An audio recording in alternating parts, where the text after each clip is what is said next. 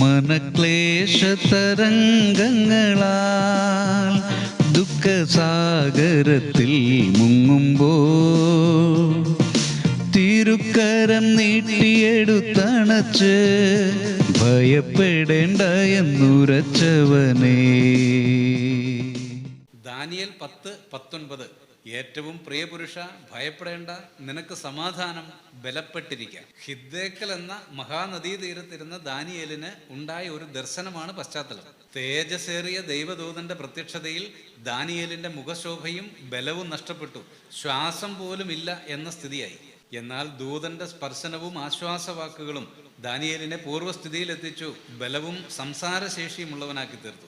ദാനിയേലിനുണ്ടായതുപോലെയുള്ള ചില അനുഭവങ്ങൾ, മനക്ലേശങ്ങൾ, ശക്തി പോലും നഷ്ടപ്പെടുത്തുന്ന ചില സംഭവങ്ങൾ നമുക്കും ഉണ്ടാകാറില്ലേ? പ്രിയമുള്ളവരെ, ആ നിമിഷങ്ങളിൽ ഒരു ദൈവിക സ്പർശനത്തിന് നമ്മെ തന്നെ ഏൽപ്പിച്ചു കൊടുത്താൽ മതി, എല്ലാ വേദനകളെയും അതിജീവിക്കുവാൻ കഴിയും. പ്രാർത്ഥിക്കാം. പ്രിയപിതാവേ, ദുഃഖസാഗരങ്ങളിൽ മുങ്ങിത്താഴുന്ന സന്ദർഭങ്ങളിൽ അടിയങ്ങളെ കോരിയെടുക്കണമേ. അങ്ങയുടെ മൃദുസ്പർശനവും ആശ്വാസ വചസ്സുകളും ആസ്വദിക്കുവാൻ കൃപ നൽകണമേ. യേശുക്രിസ്തുവിൻ്റെ ധന്യനാമത്തിൽ തന്നെ, ആമേൻ.